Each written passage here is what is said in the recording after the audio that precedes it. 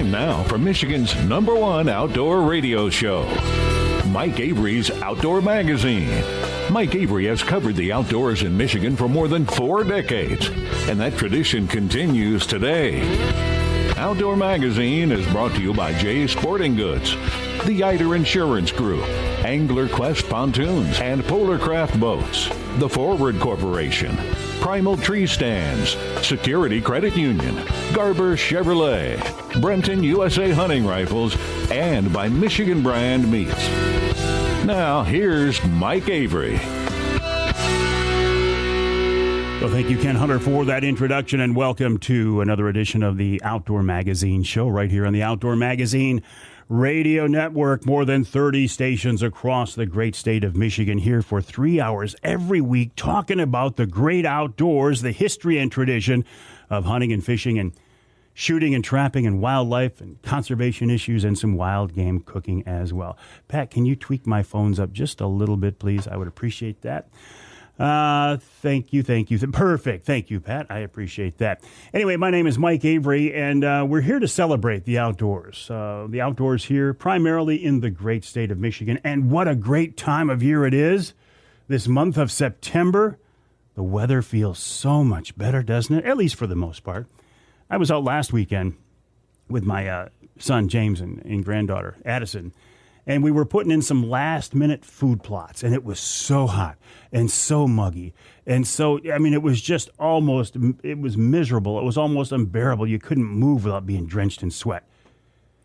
Got those in, though, just in time for the afternoon rains. And after the rains came in, the temperature dropped, and it's been beautiful the entire week. Now, I know, look, at this time of year, the weather can go up and down, but the nights are usually cooler, and it is absolutely beautiful. It's a beautiful time of year to get out and do some late summer, early fall fishing. Some of the best fishing of the year coming up here in the next 6 weeks, 2 months until it ices up. I do think, unfortunately, my fishing's done for the year. I know. I'm missing some great fall fishing. I get that. And to make it even more enticing, the new Angler Quest I've been waiting for all summer is ready to rock. But I'm not now. So maybe she will patiently wait all winter long, and when springtime rolls around, when I'm ready again, she will be ready to go. But I'm kind of in a hunting mode right now, especially this weekend here with the youth season, the youth hunt. It's the Liberty hunt, but from my perspective, it's the youth hunt. I will be out there, at least we plan to be out with my grandson Carter. My good friend Scott is allowing us to hunt his beautiful piece of heaven, his well-managed and manicured and beautiful piece of land for the youth hunt. For us, it's a does-only hunt, which I kind of think the youth hunt should be anyway. But Carter will be the first one to hunt with that new Brenton 350 Legend. And I'm hoping that he can knock down a big doe. Wouldn't that be nice? Wouldn't that be fun? Wouldn't that be a great way to kick off the fall hunting season?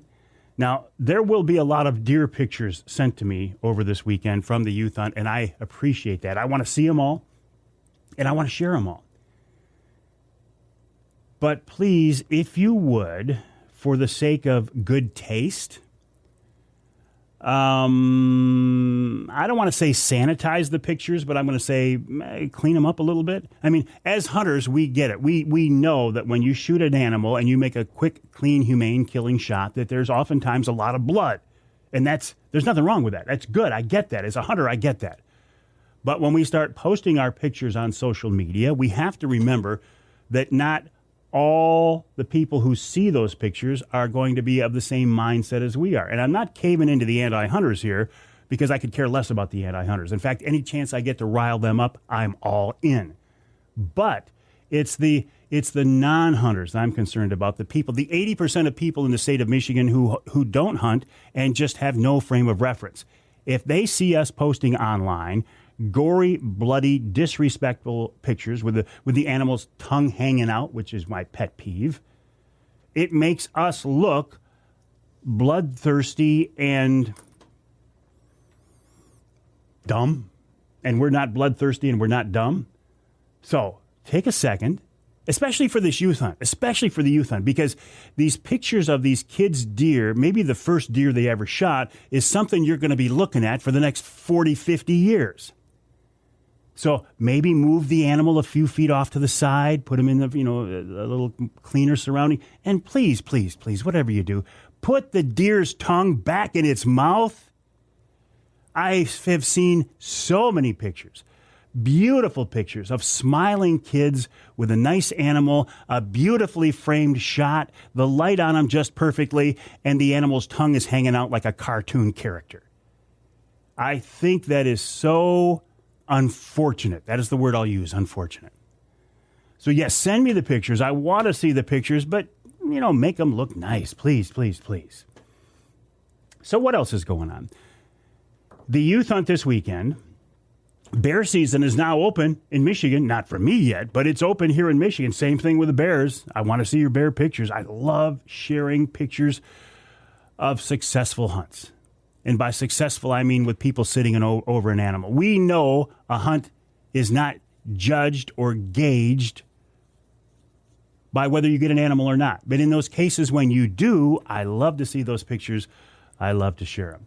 Small game season now just around the corner. That is a season that is often overlooked here in our state, and I'm as guilty as anybody. I'm likely to be talking about bear hunting. I'm likely to be talking about deer hunting. I'm likely to be talking about turkey hunting. But I don't talk about small game hunting as much as I should, and that's on me. That's a bad thing for me to do, because for many of us, that's how we got started hunting, was with small game. In my case, it was chasing rabbits and squirrels. Early in the season, this time of year, I'd go out in the woods behind the house, and I was lucky. I grew up on the west side of the state. At the time, it was fields and farms and woodlots and ponds and creeks. I know it's creek, but I'm going to say crick because I want to say crick. And back then, we knew all the neighbors. In fact, I had worked for most of them. And there was no such thing as property lines or leases. I could take off and walk out the back door with a shotgun or a .22, and I could wander till my heart's content. And that's how I learned a lot about hunting, and that's how I think I developed this passion for the outdoors, was chasing rabbits. Well, squirrels early in the season, and then pheasants. And then when the snow fell, we were chasing rabbits. Small game hunting. Oh, what else? I talked about the youth hunt. I am a big fan of the youth hunt, and I have very little tolerance for those who gripe about it and cry about it. They say, oh, those kids haven't earned their deer. Well, why should they have to earn their deer? In today's world, when the goal should be to get young people interested in hunting, why should we make them wait until the middle of November when it's cold and nasty and the deer have been hunted for 6 weeks?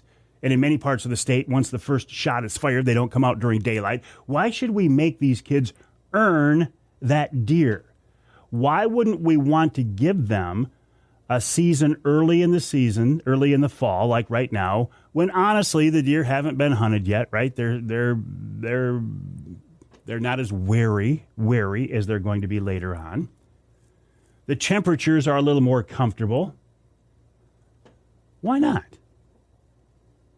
Well, I don't like it because, those kids are not going to be hunters for the rest of their life anyway. We're just letting them take an easy deer. Well, okay, even if they decide not to hunt later on, they will at least have been exposed to hunting.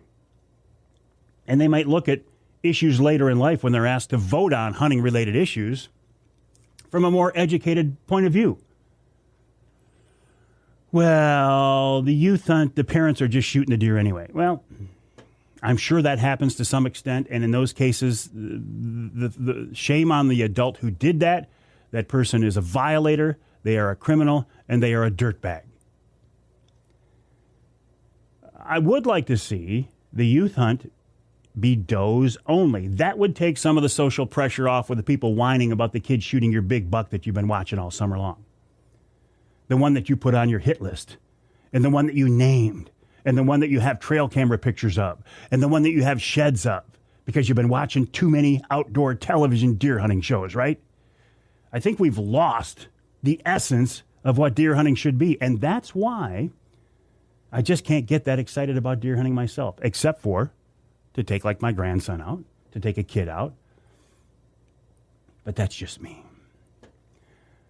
What else is going on? Coming up on this week's Outdoor Magazine radio show after the break here, Jim Felgenauer talking about sturgeon fishing on the St. Clair River. Jim is also a very avid and involved conservationist, hunter, angler. I want to get his thoughts on some of the things going on in Michigan these days in hour number 2 to try to make up for my shortfalls of not talking about small game hunting enough. Tom Lounsbury will join me to talk about that and more. Nick Greene of MUCC in the Ask Avery segment. I'll follow up on what deer hunting in Michigan has become today. And in our third hour, we're talking with Mark Martin, Michigan's Mr. Walleye, about some fall fishing opportunities. And, of course, wild game chef extraordinaire Dixie Dave Minar wraps it all up. My website, MikeAveryOutdoors.com, MikeAveryOutdoors.com. And the email address, Mike@MikeAveryOutdoors.com. Feel free to reach out to me. Send me your pictures of your youth hunt. If you're going to send me pictures, again, I want to see them. Post them to the Mentions tab on the Facebook page or send me an email to Mike@MikeAveryOutdoors. Please don't send them to me through the social media messaging platforms. It's too easy for me to overlook them and get lost. Again, my name is Mike Avery. This is the Outdoor Magazine radio show. I'm going to be here for the next 3 hours talking about hunting and fishing and shooting and trapping and all things fun, all things legal, all things biologically sound. We'll be back after the break right here on Outdoor Magazine.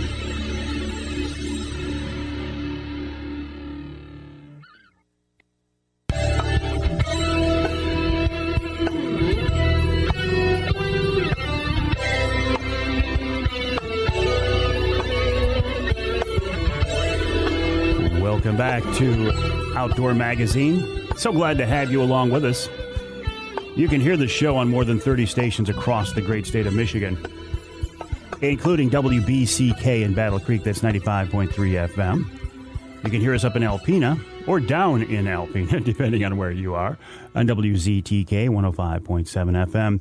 And you can hear us up in the UP on WMIQ in Iron Mountain, 1450 AM. This segment of Outdoor Magazine, speaking of the UP, is brought to you by Rapid River Knives. As always, I have a Rapid River knife in my pocket right now. In fact, I think I probably always have a Rapid River knife in my pocket.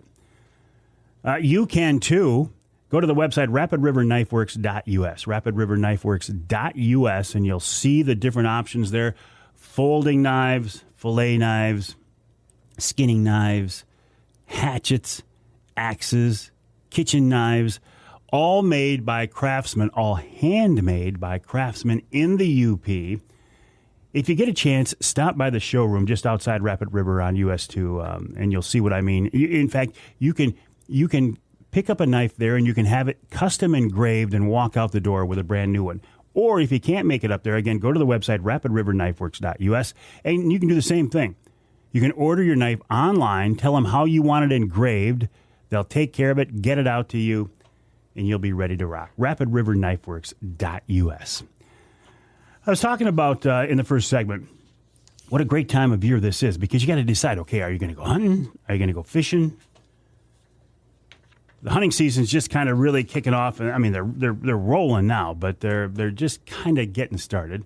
Fishing, man, there's some great fall fishing in Michigan. In fact, some of the best fishing of the year is coming up here until ice up. When you think about the different types of fish swimming around, it's crazy. I mean, everything from panfish, perch, bluegills, crappies, trout, salmon, bass, muskies. But what is the most unique and impressive fish swimming here in Michigan? In my opinion, it's the sturgeon. This fish that looks prehistoric, that gets absolutely huge, that was almost wiped out at one time, is making a comeback, and there are sport fisheries for it in certain parts of our state. If you're going to talk about fishing for sturgeon, you got to talk to Jim Felgenauer. He is, I think, still president of the Lake St. Clair Sturgeon Association, stclairsturgeon.org, and he's with us now on the Outdoor Magazine phone line. Jim, welcome back. How are you? I'm good, Mike. Thanks for having me. Always a pleasure. So are you still involved in the sturgeon group there in your neck of the woods? Up to my ears. Yeah. Once people find out you're willing to get things done, it's hard to get away from a spot like that, isn't it? Yes, and it's the passionate thing. It's something we do because we want to do that. And you know what? And I'm tied up for about the next 6 weekends. So, in fact, Lori Card is coming up with some ladies on October 1st, and we're going to take them out fishing then. So, wonderful, wonderful. This weekend of the 15th, we have the North Channel Sturgeon Classic Fishing Tournament. The next weekend, we have a Sturgeon Festival here in Clay Township. The next weekend, we have Lori Card. And then a fish release on October 8th on the Maumee River down in Ohio. So lots going on. If I remember right, your season opened back in mid-July, and you told me at the time, hey, wait till fall, Avery, because that's when the really good fishing kicks in.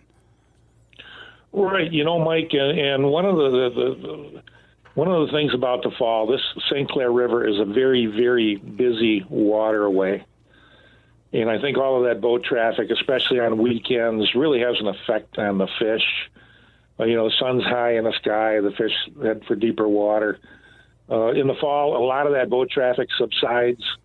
I think the fish are less affected, and like every other fish, they start putting on the feed bag for the wintertime and for their egg development and putting on some weight because food's going to be more scarce through the winter. And it's just a great time to be out on the water and fish. Are these fish in the river, are they there as resident fish, or are they passing through from lake to lake? Many of the fish are resident fish, Mike, but there is a certain large portion of that population that spends the summer out in Lake St. Clair. And we just haven't quite figured out yet how to target those fish out there and catch those. Well, not that anybody's really trying. Well, I hear people catch them as incidental catches, but there's so many other fish out there that to target in the summertime. I think maybe they just get overlooked. Yeah, I think they get overlooked. Having such a world-class fishery is a tough thing. What do you fish for? Walleyes or sturgeon or muskies or? Yeah, it's a good problem to have. Well, let's talk a little bit about the history of these fish. They are obviously native to Michigan. They've been here forever, but we almost lost them at one time, right? Right, due to habitat changes, pollution, and mainly overfishing. And that was 100 years ago. Attitudes are certainly different now, and then we work to affect people's attitudes about the resources and the fish, of course. Well, and there was a commercial fishery for them at one time, and then poaching was a huge problem. You can still legally catch a sturgeon and take it home and eat it if you want, but I don't feel like that happens very often anymore, does it? No, not very often. Very few people actually harvest a sturgeon down here. Once you catch one, you kind of develop a deeper appreciation. But as we see the popularity of the fishery increasing, I'm sure there is going to be more harvest. We work with the DNR to monitor that and make sure it doesn't rise to the point that, it's going to have a harmful effect on the population. And, we're not even anywhere near that right now. So, we're looking forward to a good long-term future. I think on the set line surveys this year, they told me that over 50% of the fish that were captured on the set lines were juveniles. So these reef projects that were installed about 10 years ago are starting to produce, fish of a size that is of a catchable size. And those reef projects are really starting to pay off now. Well, when you talk about a juvenile sturgeon, that's a whole different thing than talking about a juvenile walleye or king salmon. These fish live a long time. Yeah, a juvenile sturgeon is probably as old as a mature walleye. and And this is one fish that if you're lucky enough to catch one of these fish, it could be older than the angler himself or herself. I think that's common, yes. So what size and what age are we talking about? How long do these fish live, and how big do they get? You know, the biggest of fish I've seen personally was in the mid 70-inch range and probably 150 pounds. You know, they're difficult to age once they reach a certain size, but I'm sure there are fish in the river that are over 100 years old. That is just crazy. You think about, and I don't think fish think this way, but you think about what those fish have seen, but how their environment, how their habitat, how the water has changed, the attitudes toward those fish have changed. It's a great story. It is a great story, Mike, and it's a long-term story. You know, we have a long-term perspective, and since we started our Sturgeon for Tomorrow chapter a little more than 10 years ago, we promoted this fishery out here. And, you tell two friends, they tell two friends, they tell two friends. And what's happened now is we have enough people involved that are getting other people involved that we're seeing exponential growth. It's the fastest growing fishery in Michigan right now. Is it really? Wow. Well, and so congrats to you and everybody else involved in this project for that. I want to talk a little bit, and we'll follow up on this after the break coming up here in a couple of minutes, Jim. But how do you target these fish? How do you catch them? Where do you find them? I mean, the St. Clair River is an interesting river, and there's a lot of water out there. Yeah, Mike, we fish primarily in the north channel of the St. Clair River, and that's from Algonac down to Anchor Bay. More or less, you need a good heavy rod with a good backbone and a softer tip because they are a light biter. You're spooling up with about 50-pound test line, and you essentially using a slip sinker rig, just get a big gob of crawlers onto the bottom and anchor up and weight those fish out. And we catch them all over the river. There's guys that fish in 60 feet of water. I typically fish in 30 feet of water, and you just have to kind of look for where these fish are holding and set up on them, and you can catch them. Daytime fishing or nighttime only? Mike, we've always fished nighttime because of the boat traffic on the river. Last year, I had a couple of opportunities to fish during the day. That was in early October. Boat traffic subsides after Labor Day, so you can get out during the day. You can get out on the weekend, and these fish are very, very catchable during the day. We've had very success doing that.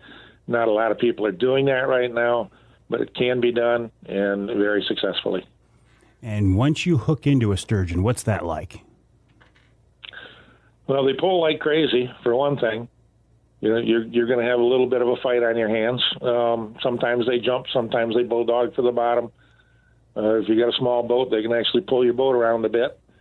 And it's just crazy fun. It's a big adrenaline rush, I'm sure, for both yourself and for the fish. And are there captains? Are there charters out there now on the river for people who haven't done this before and they want to learn? Is it popular enough now where people are out there showing other people and taking trips on the river?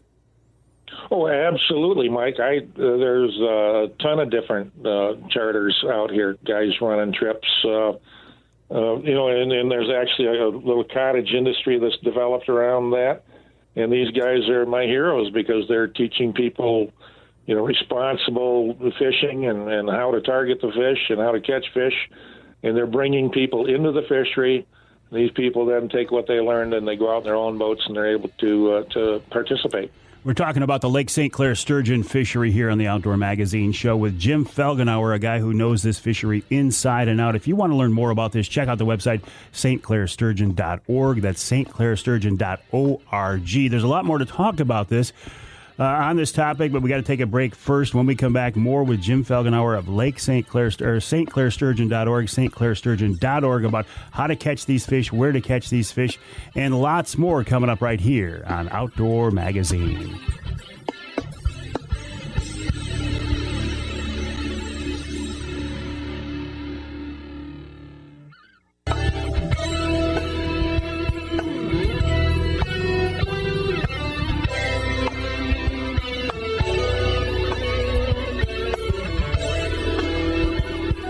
You can hear the Outdoor Magazine show on more than 30 stations across the great state of Michigan, including WPHM in Port Huron, 1380 AM. In Holland, WHTC, 1450 AM and 99.7 FM.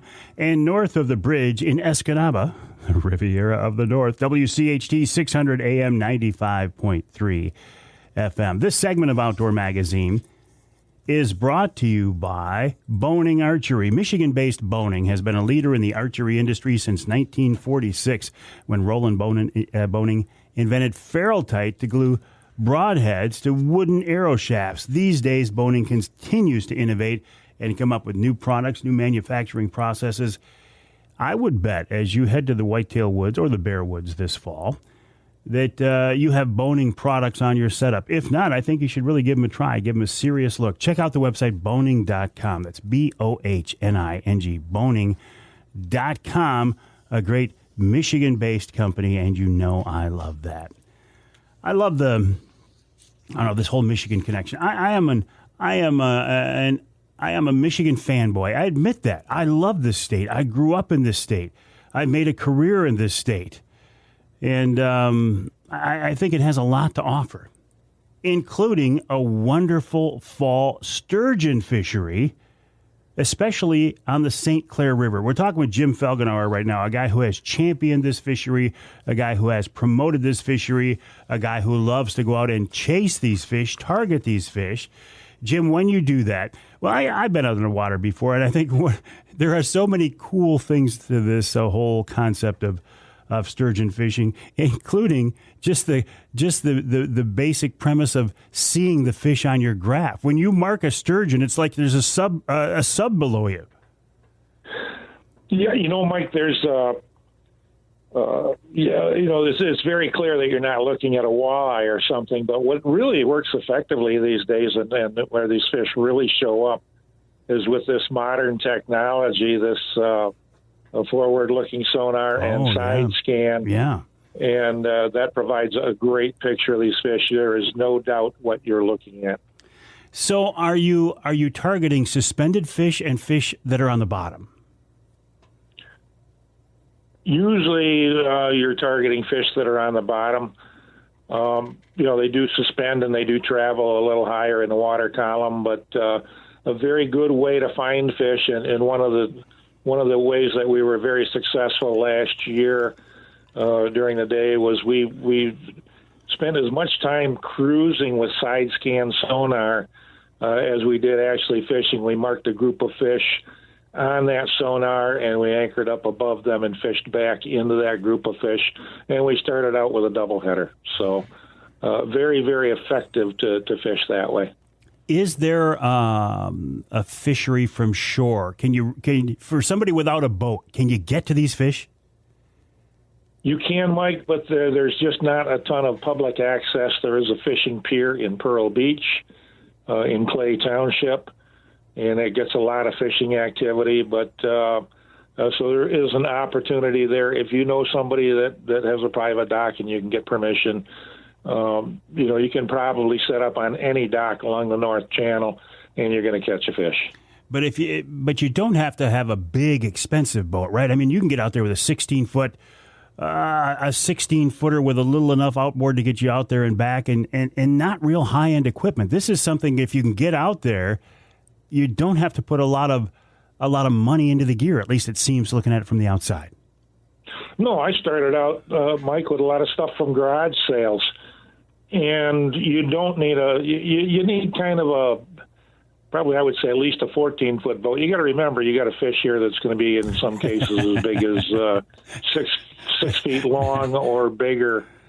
And, you want to be able to get those fish into the boat. But a lot of guys already have the gear. They have those Dipsy rods for salmon or muskie rods or a heavier bass fishing rod. So a lot of times that translates really well into sturgeon fishing. You talk about getting fish into the boat. Boy, that raises a whole nother situation. When you got a fish at 3, 4, 5 feet long, how do you handle that fish when it comes to the side of the boat? Do you bring it in the boat? How do you handle it? What do you do? Well, one of the most important things to bring with you when you are sturgeon fishing is a good fishing partner. It's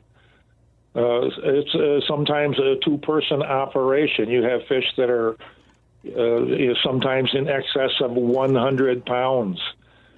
And, these are a very precious resource. We want to, you can get a big fish, and there's some nets out there with some deep bags. You can get a fish into that net. Or, with a couple of people, you want to pick that fish up, support the belly, keep that fish horizontal. You do not want to pick up that fish by the gills. You don't want to drag him over the gunnel. So a couple of people that you can reach down and both of you can work together to get that fish in the boat. That's really important. And it's always fun to have somebody out there with you and to fish with, and a good fishing partner is always a plus. And you got to have somebody to take that picture of you with a huge smile holding that big fish. Exactly. Hang tight, Jim. We're talking with Jim Felgenauer of St. Clair.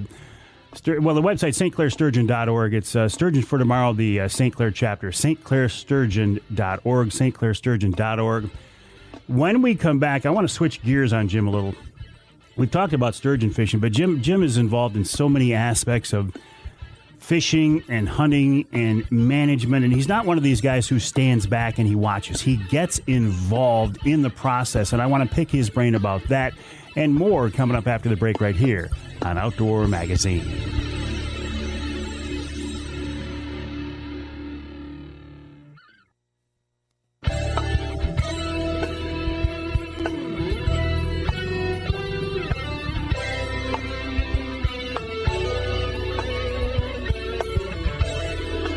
You can hear the Outdoor Magazine show in Flint on Sports Extra 1330 WTRX. You can hear us in Caro on WKYO 1360 AM and WIDL 92.1 FM. And you can hear us north of the bridge in the Sioux on News Talk 1400 WKNW. This segment of Outdoor Magazine is brought to you by VersaSkins. Just change your skin for the season you're in. Michigan-based, family-owned VersaSkins. Owner Paul Perrone has come up with a great concept. Spend your money on one good quality hunting suit and then change the outer camo to fit the season. You snap on and zip on an outdoor, a different camo pattern to suit what season you're in. In fact, Paul Perrone and his crew they are at the Woods and Water Show in Imlay City this weekend. If you want to check them out in person, head to the show. If you want to check them out online, go to versaskins.com. That's versaskins.com. Right now I'm talking with a friend of mine, Jim Felgenauer. Jim is a guy who has been involved in the conservation and hunting and fishing scene here in Michigan for many, many years. And Jim, I want to pick your brain here a little bit. You are a guy who has been involved in promoting the sturgeon fishery. You've been involved in the Lake Huron Advisory Committee. You have testified before the NRC several times. Just want to get your thoughts on what's going on in fishing and hunting and conservation across the state these days. When you look at the scene, what do you see? Are you happy with what's going on? Are there challenges you think we're not meeting? What are your thoughts? Well, let me give you the Cliff Notes version here, because we could talk for hours on this. My thoughts are this, and I'm chair of the Lake Erie, Lake St. Clair Fisheries Advisory Committee. And you know that I'm pretty well known by the NRC and by the director. Dan and I know each other. And the MUCC and Amy Trotter and whatever. And here's the state of affairs, okay, is I have argued both. I am an MUCC member. I have argued both with the MUCC and against the MUCC and their position. So Amy and I have been on the same page in some cases and have opposed each other. I work very closely with the DNR. Right now, I am working with the Parks Division to build, believe it or not, there's not a fish cleaning station on Lake St. Clair. I'm working to build a fish cleaning station at the newly renovated Crocker launch. And at the same time, I have fought against the DNR on different issues as well. So also back in November, December, before the NRC, I was deeply involved there. I wasn't happy with the way they made that decision. But they did make a decision based on letters they had received from people. Okay, I don't think it was a scientific decision, but I think they were going with what people wanted. So the point being this, okay, I'm deeply involved. Okay, you're deeply involved. Amy is deeply involved. And you've got to be these days. So I think the current state of affairs is we have people that are out there that are not as involved as they should be. And if they have something they don't like, they need to speak up, give the NRC, give the DNR some other options that they might prefer, something to think about, make a proposal, have your voice heard, because they do listen. MUCC listens, the NRC listens, the DNR listens, but, you got to speak. So I think that's probably would be my Cliff Notes version, that we need more people involved. I don't think there's enough people involved at a high enough level.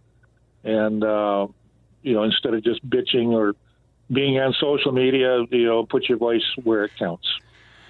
And I agree with that, obviously. To follow up on that, Amy Trotter, when she was on Wednesday Night Live with me recently, I asked her the question, what's the biggest issue facing outdoorsmen and women today in Michigan? She said lack of trust. Do people, Jim, in your opinion, not comment, not get involved, not put themselves out there because they don't trust MUCC, because they don't trust the DNR, the NRC, whatever? Is there a lack of trust out there these days?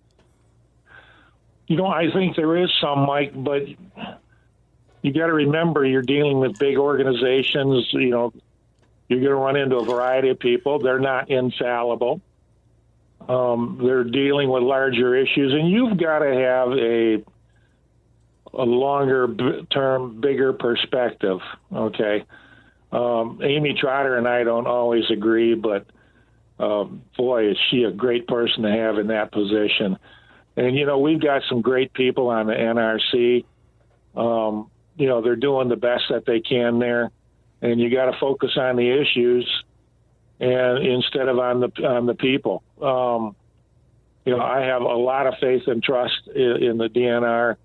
I don't always agree with the way they do things, and I don't always agree with their position, but I think overall they do a pretty darn good job. And and if you want to change your position, introduce yourself to the field staff, the biologists, the people that are working out, doing the creel surveys, the guys that are in the booths at the boat launches, the rangers at the state park.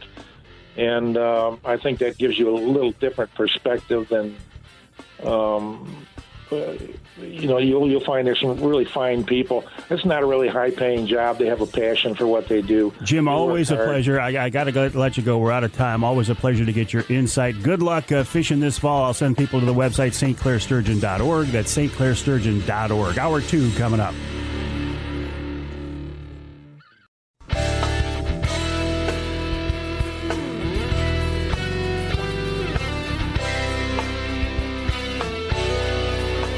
Time now for Michigan's #1 outdoor radio show, Mike Avery's Outdoor Magazine.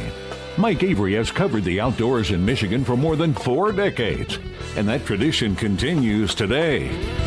Outdoor Magazine is brought to you by Jay's Sporting Goods, the Eider Insurance Group, Angler Quest Pontoons and Polar Craft Boats, the Forward Corporation, Primal Tree Stands, Security Credit Union, Garber Chevrolet, Brenton USA Hunting Rifles, and by Michigan Brand Meats.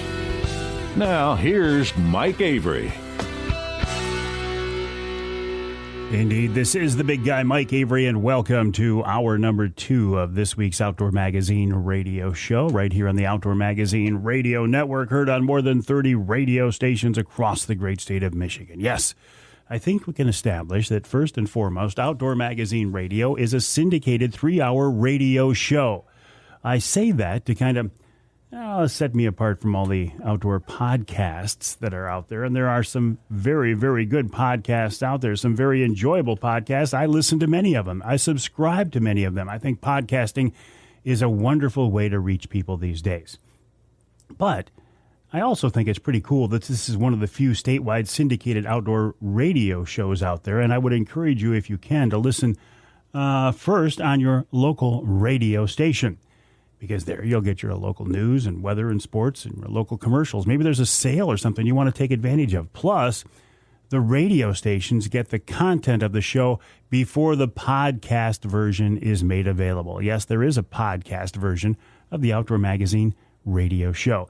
And you can hear that many, many places. You can hear it on my website, MikeAveryOutdoors.com. You can hear it on the Facebook page, on Amazon Music, Audible, Twitter. I'm Avery Outdoors on Twitter, on LinkedIn, on Apple Music, Google Play, iHeartRadio, SoundCloud, Spotify, TuneIn, Stitcher, Player FM, yada, yada, yada. I mean, everywhere. Anywhere that you can get a podcast, you can hear the podcast version of the Outdoor Magazine radio show, including, of all places, YouTube. Yeah, I know. This is an audio program. There is no video associated with it, yet I found a way to put it out on YouTube, and people watch/listen to it on YouTube as well. Regardless of where you are hearing my voice, though, I certainly appreciate that. Also, though, I need to put in a blatant promotional plug. Speaking of podcasts, in addition to the podcast version of the Outdoor Magazine radio show, I also do monthly podcasts for some of the companies I work with, including Angler Quest Boats, Primal Tree Stands, Polar Craft Boats, and Offshore Tackle. And when we are done recording this week's Outdoor Magazine radio show, we will record this month's offshore podcast, with the topic being trolling for late season big water salmon and trout. So you want to look for that as well. Oh, so as I say, this is a wonderful time of year. You've got a lot of late season fishing going on. The fall hunting seasons are kicking off. It's just a wonderful, wonderful time of year. Tom Lounsbury, a good friend of mine, who I believe is probably of the same mindset. This guy is a hardcore outdoorsman, not so much of a fisherman, but certainly a hardcore hunter, and I know he looks forward to this time of year, and I look forward to talking with him about this time of year, and he's with us on the Outdoor Magazine phone line right now. Tom, how are you doing, buddy? Hey, I'm loving this time of year, and what a great state to live in, Michigan, with everything that's offered this time of year. There is. It's just you've got to you got to pick your poison. Are you doing some late season fishing? Are you going bear hunting? Are you going out for the youth hunt? Are you going small game hunting or fall turkey hunting? I mean, you got to pick your passion. Well, you got to pick your passion, and I do it day by day as to what my mood is. I just absolutely love everything that is offered starting in September. Fall is my favorite time of year, and right now here in September, you can start. I'm already feeling fall in the air. I can't wait for the colors to change. Michigan is just absolutely gorgeous in the fall, and it's starting right off. I just love it. We got an early goose season that starts September 1st, and not long after that I look forward to the Liberty hunt, and I always adopt a kid to take deer hunting, because what a great time to, introduce a kid, and I love the fact that now the Liberty hunt is separate from the early antlerless. I love the early antlerless, but there was a while they ran the two together, and I didn't appreciate that. And I look at the early antlerless as a great time to put fresh venison in a freezer that's all out of venison, and I just love it all. Did you get a bear tag this year? No, I'm getting my points, and I am looking forward to going hunting with Gary Morgan there, just above the bridge again. I love his area and what he does, and I'm saving my points, and I'm hoping to do that next year. Wow, good for you. Now, you mentioned the youth hunt, the Liberty hunt. The youth hunt does get some negative attention, and it drives me crazy when I hear such things, because I think almost every negative comment towards the youth hunt is just by whiners who are worried that kids are going to shoot their big buck before their season starts. Oh, that's my impression. Absolutely is my impression from some of the people that have told me, or they'll say, like, hey, they only need to shoot does and everything like that. Quite frankly, I'm very happy with the fact that youth hunters, do not have any antler point restrictions. It used to be it was during the youth season. Now it's for any deer season. And I think that, kids just getting out, they don't need to have that pressure put on them. And you have the guys out there that think, well, I didn't start until I was 14 years old. They need to sit and wait. It's a whole different world today for kids. And I love the opportunity to take a kid for hunting. In fact, one of the first kids I ever took is now a conservation officer. So I like looking past on things. Oh, that's nice. That's good to hear. Yeah, people say, well, they didn't earn that buck. They should wait till it's cold in November like I did. But, how many people actually earned their first deer, right? Don't we want to give these kids every opportunity and make it as easy as possible to make them successful and make them fall in love with hunting when it's still warm out and the deer haven't been pressured? Why? Why make them earn that deer? Why not give them the opportunity to fall in love with it like you and I did? That's right. And they only account for, when you figure the overall, everybody says they're taking out all these nice bucks and everything, and only 2%, the kids amount to 2% of the annual harvest of deer over all the seasons, and that doesn't affect the resource hardly at all. And to be able to let them, and when I take a kid hunting, my rule is you can shoot whatever you want. You're only allowed one during the Liberty hunt. You can shoot a buck or a doe, big or little. If it makes you happy, it makes me happy. And I may make recommendations to the kid when he's looking at deer. But other than that, it's going to be the kid's choice. And I've never had anybody send me a picture, and I get a lot of pictures from the youth hunt. The kids don't care. They don't care for the most part, especially the first-time hunters, if it's a buck or a doe or a small buck or a big buck. The smile is the same. It's a huge smile no matter what they've put down because they went out hunting and they got a deer. Hello. Oh, Tom, did we lose you? Yeah, I'm here. Okay. I heard a little glitch there. Okay. I'm all right. Oh, sorry about that. I was saying that the kids don't care, especially the first-time hunters, whether it's a buck or a doe, a big buck, a small buck, they don't care. They just want to. They just got a huge smile regardless of what they shoot. Oh, absolutely. And I tell you, as a mentor, I'm really excited. The only thing I carry when I take a kid hunting is a field dressing kit and deer calls and a binocular. And it's the kid is my main focus, and I could tell you, I get all excited when the pieces are coming together. There's been more than once when the kid has shot a deer, and I says we got to wait, and I'm just as impatient as him to go see what we have. So anyway, I just and I take both. I've taken girls hunting as well. So I mean, it's a level playing field, for the kids, and I'm seeing a lot more young ladies getting involved in hunting. Being a hunter safety instructor, I can remember when the majority were boys, and now it's almost 50-50 at a hunter safety class. As it should be. Oh, absolutely. Yeah, if we're gonna grow this way of not grow, if we're gonna maintain and keep these people involved in the outdoor lifestyle, it's got to be. It's not an old boys club. It can't be. I think at one time it was. When I was growing up, I feel like it kind of was, but we've got to get away from that. Oh, yeah. It used to be thought roosters only, but that's not the case at all anymore, and I love seeing it. I always help with becoming an outdoors woman spring turkey hunting deal, and what a joy. And those ladies listen. They're there. They want to learn. They want to get right into it, and and they are really one of the fastest demographics, in our hunting world, coming out in to go hunting and that. We're talking with the longtime hunter, shooting expert, outdoor writer, Tom Lounsbury out of the Thumb. Also radio broadcaster. Tom, I'll put a blatant promotional plug. Where do we hear the radio show? It's on 102.1 FM and 1340 AM. It's on noon every Sunday, WLEW out of Bad Axe, and then it comes on again at about 2:10, 2:15 and 1340 AM every Sunday. And thanks to you, I got the courage to get right in there and start doing it, and I'm in my 18th season now. How can that possibly be? 18 years. Time flies. It does.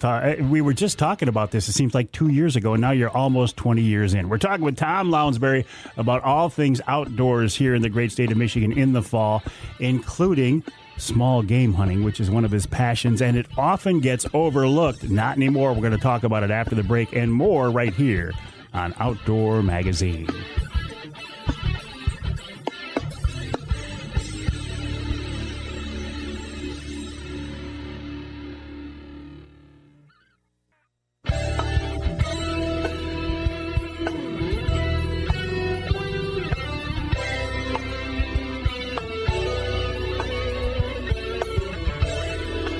You can hear the Outdoor Magazine show in Sheboygan on Big Country Gold, WCBY, AM and FM, 1240 AM, 100.7 FM.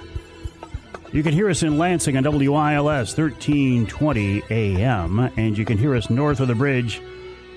Let's go to Iron Mountain, WMIQ, 1450 AM. This segment of Outdoor Magazine is brought to you by MUCC's On the Ground program. OTG is a program to improve habitat for fish and wildlife across the state. For details, check out the Michigan United Conservation Club's website. It's mucc.org. That's mucc.org. Coming up in our next segment, Nick Greene from MUCC will be joining me. But in the meantime, we're talking with Tom Lounsbury about all things outdoors here in the fall. And Tom, a topic that often gets overlooked, and I'm very guilty of this, and I apologize, but a subject that's near and dear to your heart, and that's small game hunting.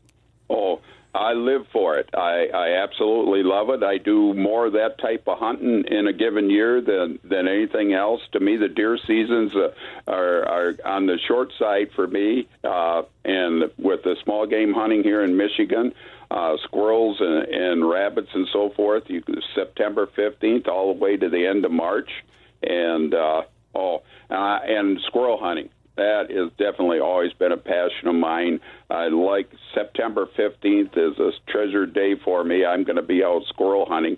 I also have a couple squirrel dogs now, and that is a riot, using dogs to hunt squirrels. And now that they've thrown in the fall turkey season that starts September 15th, I make a point of targeting going after turkeys. I like the fact that a lot of people, they still target gobblers, but in the fall you can shoot any turkey.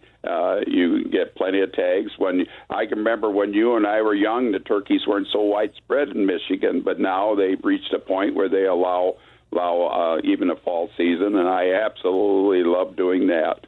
And going right in from there. And then, before you know it, it's going to be pheasant season and so forth. I live for October 20th. I know this year is going to be a phenomenal year for wild pheasants. They've had everything on their side. They had a mild winter, and this drought that was driving farmers nuts was really excellent for hens that were nesting and rearing chicks and everything. And I look at 2022 pheasant season being really a banner year for wild pheasants. Man, you just laid out your whole fall there, Tom. Oh, it's going to be busy. I love it. I live for it. Let's talk about squirrel hunting. That's the way I started hunting. I went behind the farm there. I went back in the woods with a 22 or a shotgun and just kind of waited those critters out. And it was a way to teach a young kid a lot of patience. My granddad always said, if you can shoot a squirrel, you can shoot a deer. But you've added a new twist to this by bringing in dogs. Tell me more about that.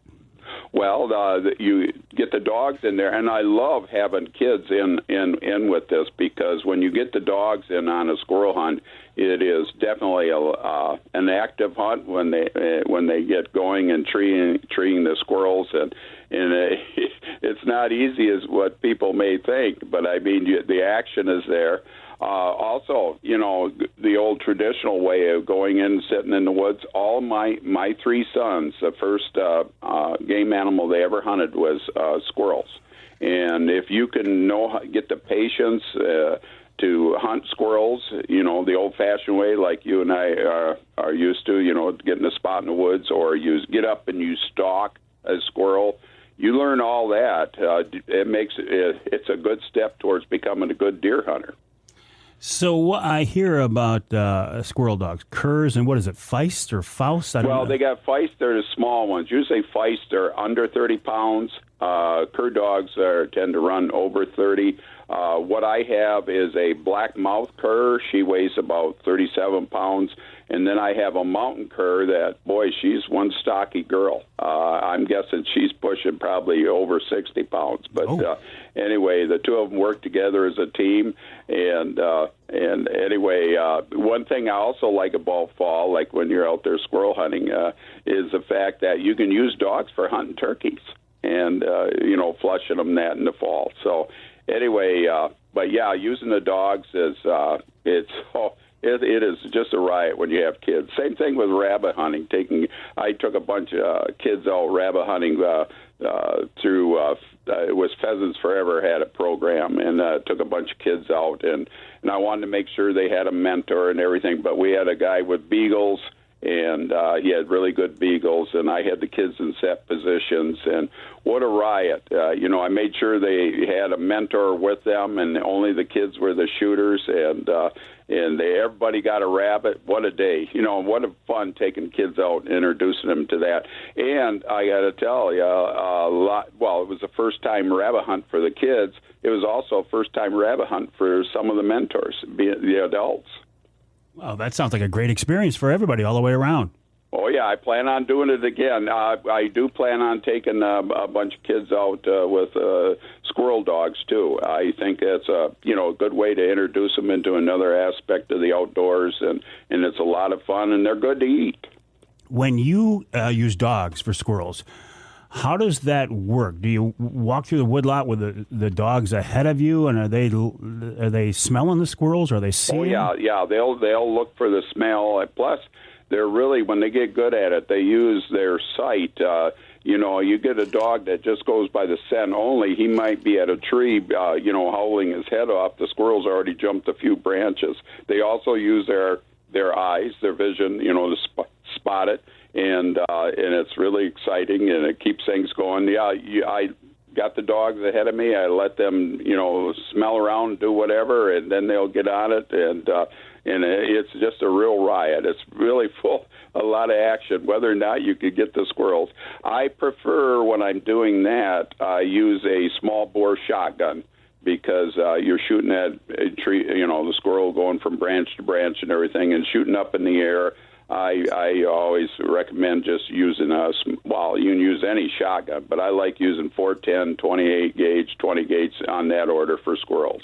I knew the 410 was going to come up, and probably out of your beloved Thompson Center Encore. That's one of my favorite, my little Contender 45 410 pistol. I even got a red dot sight on it, and I just love using that for squirrels.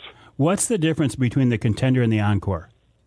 The Encore is beefed up. It's basically they followed the Contender concept. In fact, now they beefed up and came up with the Encore, and then Thompson Center come back with what they call the G2 Contender, and it was basically the Encore scaled down. I still like my old Contender. It's just a classic, and I even love it for deer hunting. I got that barrel. All I got to do is take the choke out, and it shoots 45 long colts real good, and it's an all-round pistol for me. Now, going back to fall turkey hunting with dogs, I guess I don't think I realized you could do that. How does that work? The main idea is the dog. You got to train the dog to bust the flock up, and when you encounter a flock, and then the dog comes back and sits by you. He doesn't keep right on chasing it, and you start doing locator call, and where you jump that flock of turkeys, that's basically where they're going to try coming back, and then you just sit there waiting and have it come back. I make sure when I'm out pheasant hunting, I have turkeys here on my farm. I make sure I got fall turkey tags in my pocket. I have not had it happen yet, but I'm looking forward to shooting a turkey over my dogs when I'm out pheasant hunting. So I recommend people hunting with me to have a turkey tag because you never know, that might happen. So you're using the same dogs for your squirrel hunts, for your rabbit hunts, for your pheasant hunts, for your turkey hunts? Oh, yeah. I got versatile dogs. I got my Brittany is, well, he's kind of retired age, but I've always liked my two cur dogs. I turn out with the bird dogs. I got them trained to work, and the dogs tend to know when you're after this or you're after that, and they get right into it. I have a German Shorthair that's a year old that she'll be working with the cur dogs. I'm not going to necessarily take her squirrel hunting, but she'll definitely be in on rabbit hunts, and I'll work them all together for pheasants. In fact, guys have noticed that I'm kind of like a circus when I turn my kennel out because I've had Labradors, pointing dogs, and beagles going after pheasants at the same time. So it's a riot. I like a versatile hunting dog. Do you wait then to go rabbit hunting? Do you wait till the snow flies? Yes, I do. I don't mess with rabbits until about Christmas time. And then I do, and you've been in on it a couple times, I like to do a rabbit drive. I got plenty of good, I call it rabbitat here, and I like to put people in pinch points, and then I turn out my whole kennel, and I do a workaround drive. I got the dogs where we stay relatively close together, and the dogs are great for getting in and around all the brush and shaking the rabbits loose, and you got people in pinch points. That's what I did when I had all those kids here, on my farm hunting rabbits. I had them at pinch points and locations, and for me, I'm a pooch. I'm working with the dogs. I may not even see a rabbit. I quite frequently do, but the rabbits are really moving ahead, and I just love it when I hear the people start shooting at the pinch points. I love that term, rabbitat. And speaking of habitat, you've taken the whole family farm and really intensively managed it with habitat, haven't you? Oh, and it's nice to step out the door and you're right in the middle of everything. I just love it. I got the majority of the farm is in prairie grasses, and perimeters are shelter belts, evergreen shelter belts, and everything's falling in place. And I know my late father, who was into intensive farming, would send a bowl of light at me if he saw what has happened here. But I just love it, and anyway, family loves it. I like taking people hunting on it. It's just really a great atmosphere to be living in the middle of. I was just thinking, when you see your dad and granddad again, they're going to have a little talk with you. But hey, you got to do what you got to do, right? I mean, that's right. They had their turn, and now I got mine. Exactly. All right, Tom. Listen, it's always a pleasure to talk with you, and I enjoy your perspective, and I appreciate your passion for the outdoors and the way that you have continued this tradition through generations, and now you're getting kids involved. I just think it's wonderful. I wish you a wonderful fall season, Tom, and I look forward to talking again. And listen, we will talk again before the fall pheasant season. I'm looking forward to it, Mike. It's always an honor and a pleasure. Well, the pleasure is mine. Tom Lounsbury, a good friend of mine and a guy who knows the outdoors inside and out. We'll take a break here in the Outdoor Magazine show. When we come back, Nick Greene of MUCC is going to check in, and he's actually got a topic that kind of surprised me a little bit. He's kind of going against his former boss, who is now director of director of DNR. Details on that coming up after the break right here on Outdoor Magazine.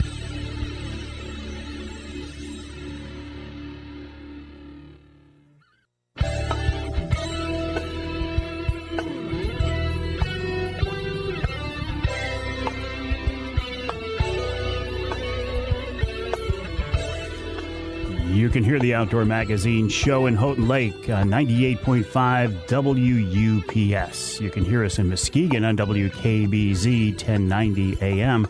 And north of the bridge in Newberry, WNBY 1450 AM. This segment of Outdoor Magazine brought to you by the Linwood Beach Marina and Campground. Linwood Beach can be your year-round Saginaw Bay fishing destination and your Mid-Michigan tracker and angler quest headquarters. You know I love that. Check them out online at linwoodbeachmarina.com. That's linwoodbeachmarina.com. Great people, great facilities, great products. What more could you ask for? linwoodbeachmarina.com. Turning our attention now to folks at MUCC, Michigan United Conservation Clubs. In my opinion, Michigan's premier conservation organization. Their website, mucc.org, mucc.org. Nick Greene is their Chief Information Officer, and he's with us now once again. Nick, welcome back. How you doing? I'm doing well. Thanks for having me, Mike. We're starting to see some cool nights, and it looks like fall's coming. So it's time to get excited. It's a great time of year, that's for sure. So many fall hunting seasons kicking off now. Of course, some great fall fishing across the state. But Nick, you're still hard at work there in Lansing, and I saw a recent editorial you wrote that really got my attention. Can you tell me more about that? Yeah, in our fall 2022 magazine, which published September 1, I really took the chance to let our subscribers kind of learn a little bit more about what's just kind of currently happening in the state of conservation and all of the dynamics playing into that. And really, it was, my frustration with the department to the DNR and really how they're approaching and handling everything that has to do with hunting and fishing is just kind of boiled over.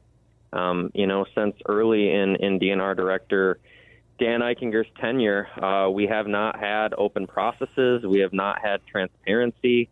Numerous issues have really been worked on in back rooms without the conservation community being involved. So it's very frustrating, and MUCC isn't the only organization feeling this way. We have a conservation coalition, and it is pretty apparent that the hunting, fishing, angling, conservation community, trapping community feels ostracized from the conversations that matter. And hopefully this will get the attention of some folks, and they need to pay attention because we're staring at changes such as Proposal G and how the department is handling their interpretation of that really could impact our hunting and fishing and trapping for a generation. Well, it got my attention, Nick, because I've been kind of seeing this and feeling this for a while, but to have it come out in print and online in a formal editorial from MUCC.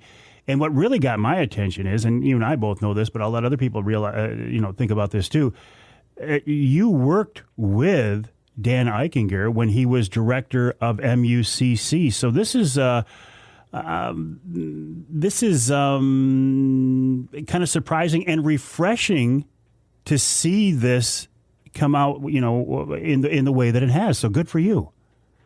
Yeah, folks often kind of mischaracterize MUCC and call us kind of just another mouthpiece for the department, which couldn't be further from the truth. We are here to elevate and prop up the department director, when it's needed, but we're also the watchdog, as we have been of the department since 1937. And we have a duty to our membership to make sure that we're involved in the conversations that are kind of going to dictate our natural resources management for generations to come. And, it's like I said, it's not just MUCC that feels this way. This is kind of reverberating throughout the whole hunting and fishing community. Some of it feels a little bit political as a C3 organization. We try not to get into that mess too much, but it's hard to ignore that fact. And we hope we can somehow take a step to move forward. But I think unless folks start to get involved, they start to voice their opinion. We're really at a loss here of what to do.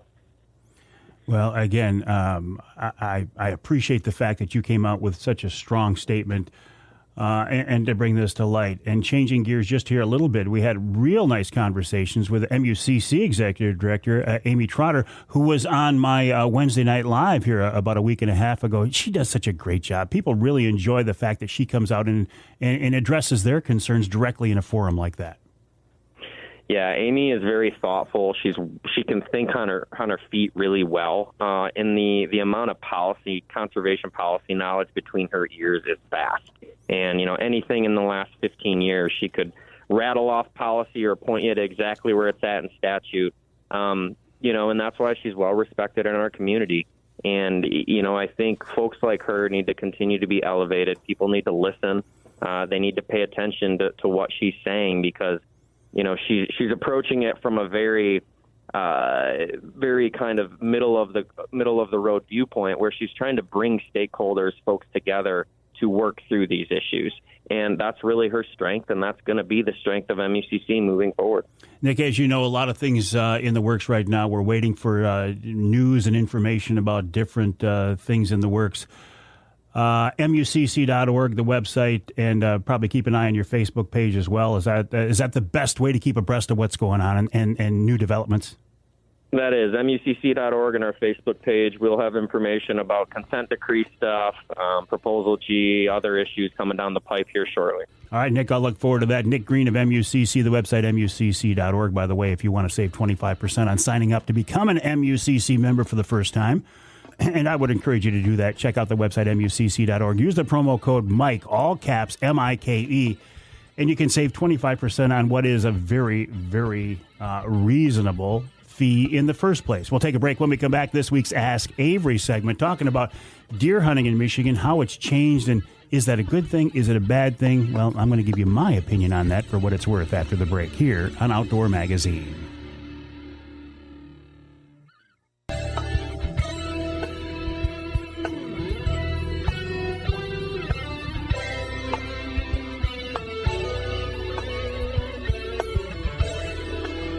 You can hear the Outdoor Magazine show in Houghton Lake on the Twister 92.1 WTWS.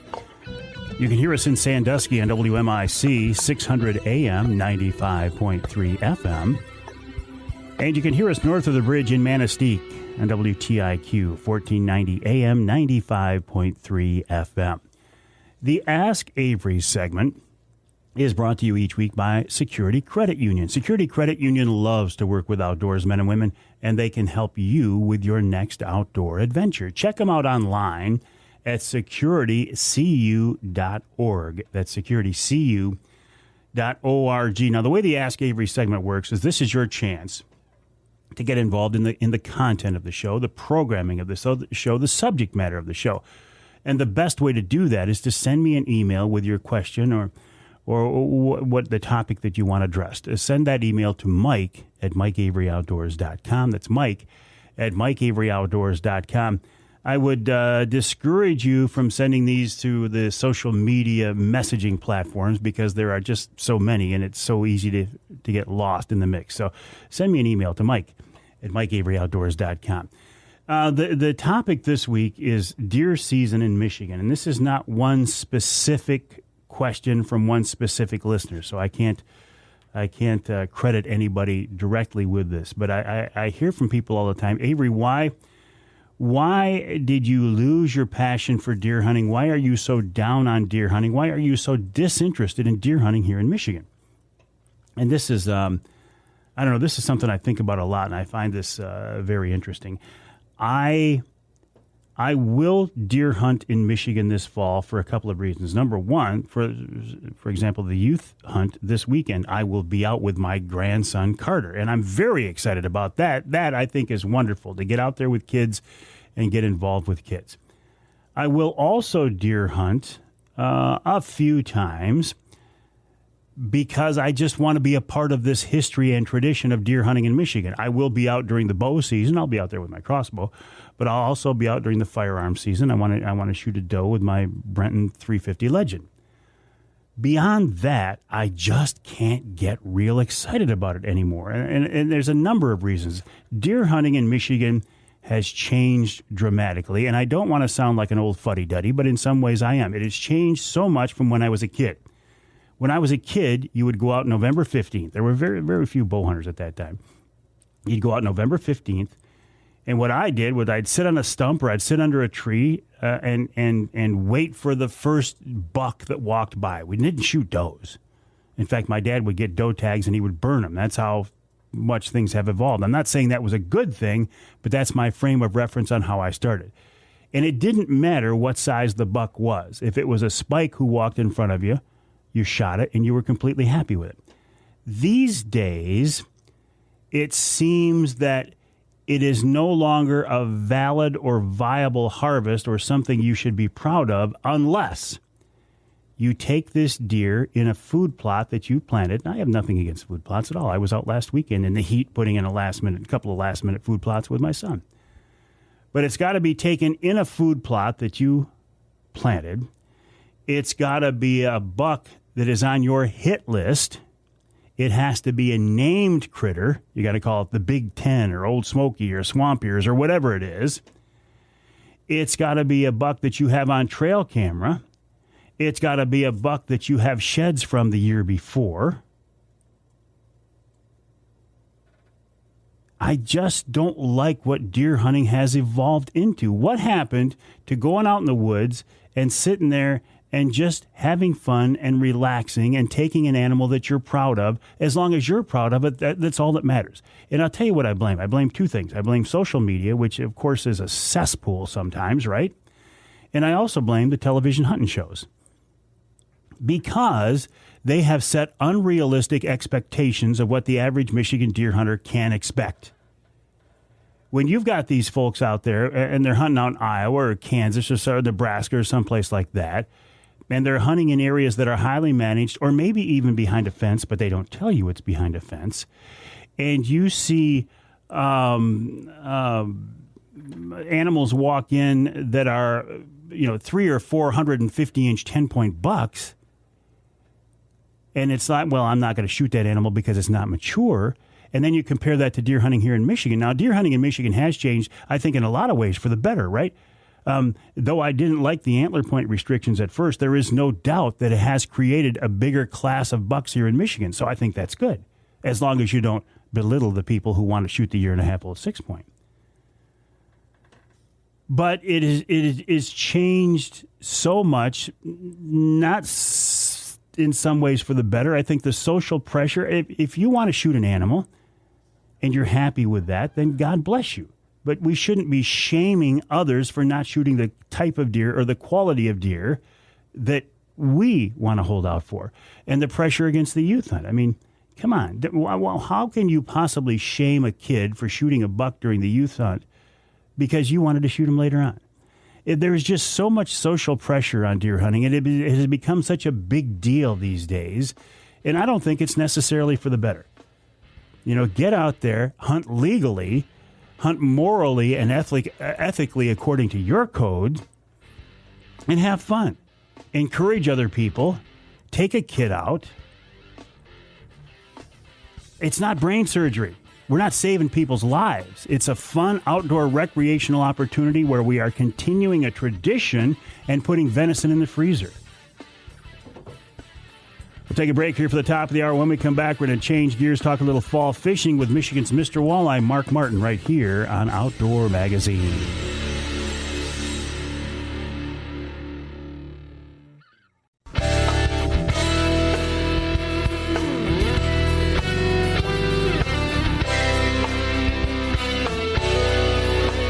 Time now for Michigan's #1 outdoor radio show, Mike Avery's Outdoor Magazine. Mike Avery has covered the outdoors in Michigan for more than 4 decades, and that tradition continues today. Outdoor Magazine is brought to you by Jay's Sporting Goods, the Eider Insurance Group, Angler Quest Pontoons and Polar Craft Boats, the Forward Corporation, Primal Tree Stands, Security Credit Union, Garber Chevrolet, Brenton USA Hunting Rifles, and by Michigan Brand Meats. Now, here's Mike Avery. Well, thank you, Ken Hunter, for that introduction, and welcome to hour number 3 of this week's Outdoor Magazine radio show here on the Outdoor Magazine Radio Network. More than 30 stations across the great state of Michigan.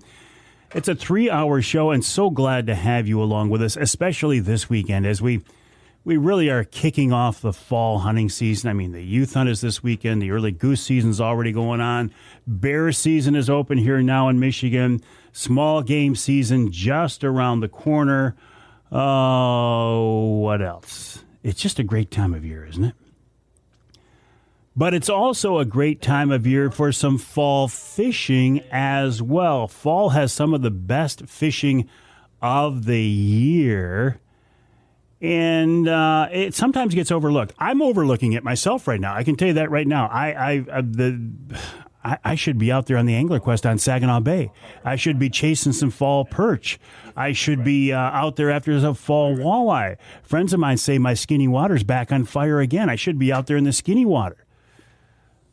I should be doing a lot of things, right? And that's the dilemma facing so many of us here in the fall is, what are you going to do? Are you going to be fishing? Are you going to be hunting? But it's a great quandary to be in. Our guest this hour, and Pat's working on getting him on the phone line right now, Mark Martin, Michigan's Mr. Walleye. He is a guy I've known for many, many years. He's a very interesting guy because he's a guy who has worked very hard to get where he's at. He's a guy who was working a full-time job when he started his guiding on Muskegon Lake and the Muskegon Channel. And he put so many big walleye in the boat that he's one of the main reasons why the DNR increased the master angler from 9 pounds up to 10 pounds and then to 11 pounds. Was Mark Martin's customers. But he's a guy who went from guiding to tournament fishing, and some of the folks on the tournament trail said, well, he's not going to do very well because he's one-dimensional. He only knows how to fish that water, and he only knows how to fish at night. Well, guess what? He proved him wrong because he came out to do very well on the tournament trail, and he actually won the very first National Walleye Championship back in, I don't know, what was it, 90, 92, 93, somewhere in there? So I think he proved him wrong, didn't he?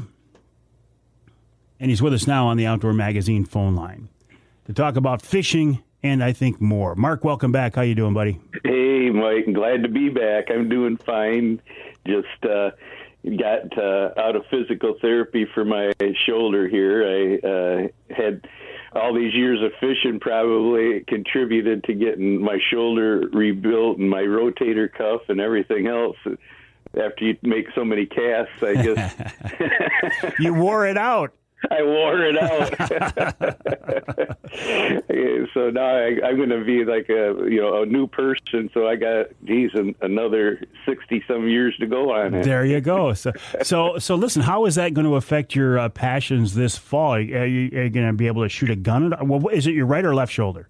It's my dominant right. Okay. So are you even going to be able to shoot a gun this fall? Yeah, and the doctor said, because I'm progressing, well, but he said, I'm not worried about the concussion. He said, I'm worried about you picking the gun up really fast in situations where I got to get it up to my shoulder.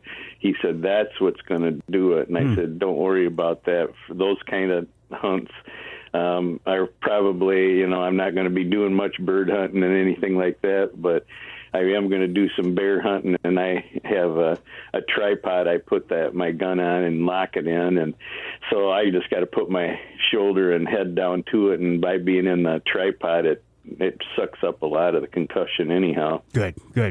And you do have a bear tag this year too, again, don't you? Yeah, I got lucky enough to get one. Let's see if for 3 years I've been trying for this giant, and he's outsmarted me. He's a smarter bear than I am a human hunter, I guess. We'll find out this year, though. So are you? I know you're getting ready to head back to your place in the UP. Are you holding out? Are you targeting that bear? If you see a smaller bear, will you shoot, or he's the guy you want, the big guy? He's the one I wanted. I set my goal last year, and I passed on 150 to maybe 200 pounders, and I've seen them on my camera because I got a cell phone camera, and even though there's no bait there right now, they still frequent the same area, and I see them come by and passing by and mull around, and or I've seen deer and fishers and all kinds of stuff coming by, so it's a natural throughway, I guess, for a lot of other animals. You don't know that because you always have food there. You think they're coming for food, and well, there's no food there, but there is a camera. So it kind of got me perked. I've seen them 2 times with no bait. So once I get there and put the bait down, I'm thinking he's going to maybe frequent it just a little bit more before my 3rd season starts. So I'm keeping my fingers crossed this time. And the challenge is, of course, to get him to come in during the daytime. That's right. And he's coming in, and with the 2 times I did see him on camera, This year it was about 3 to 3:30 in the afternoon, which is pretty darn early. Yeah.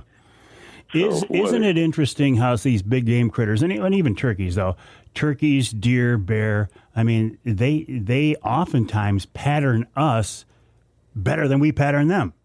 Right. They do.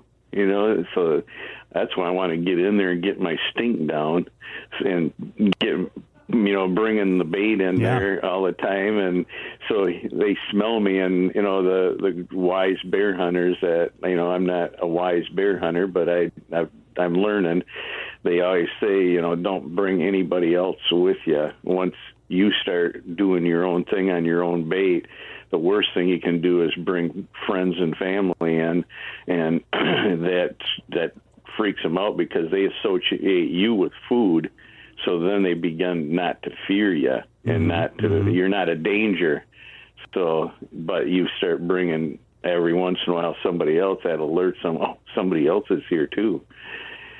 And so I think I've done that over the last few years, brought somebody. This year it's going to be me and me only until I get them, I hope. Yeah. Well, good luck on that. I look forward to seeing the pictures here.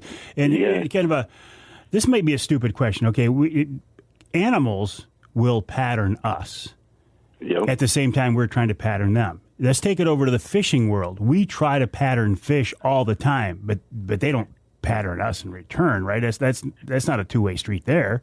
Not quite, but you go and frequent an area often enough, you've either educated them to what you're using or your presence, and when your presence is known, they become not as active.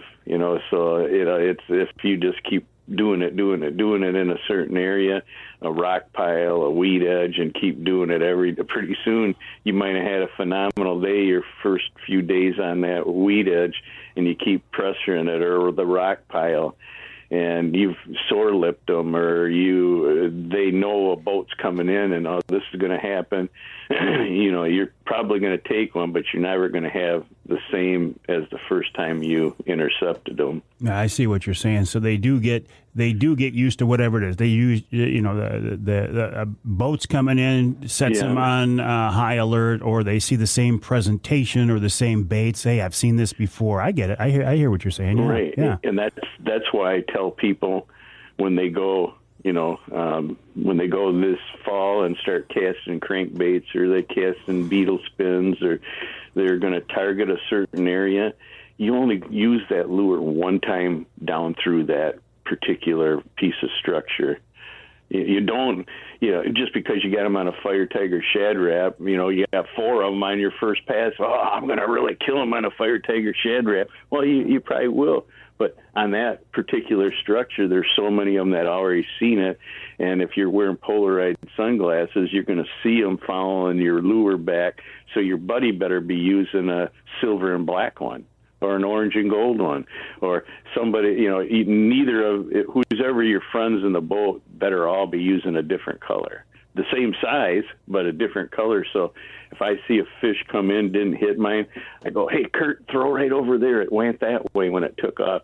He's got a 50% chance of picking it up, whereas if I throw the same lure over there, that fish, I doubt if I have even a 5% chance of picking them up. But I've seen it time and again over my lifetime. That's how you got to do it. So next time you go fishing and you're casting a certain lure, a certain color, and you're catching fish, have a bunch of them in that size, so when you come back through there, you can use that color and that size, and you'll pick up almost as many fish as you did the first time, whatever kind of bait you're using. I feel like you must have had a spy in my boat, because you mentioned Fire Tiger, Flicker Shad. It's like, okay, you're delving into the mistakes that I've made. We're talking with Mark Martin, Michigan's Mr. Walleye. You can find him online at a couple of places, markmartins.net and fishingvacationschool.com. Got to take a break here in the Outdoor Magazine show, but when we come back, lots more to talk about with Mark Martin about fall fishing, about his favorite types of fall fishing, his favorite tactics and techniques, and why he doesn't give up his hunting for fishing or fishing for hunting. He's an all-around outdoorsman. Details coming up right here on Outdoor Magazine.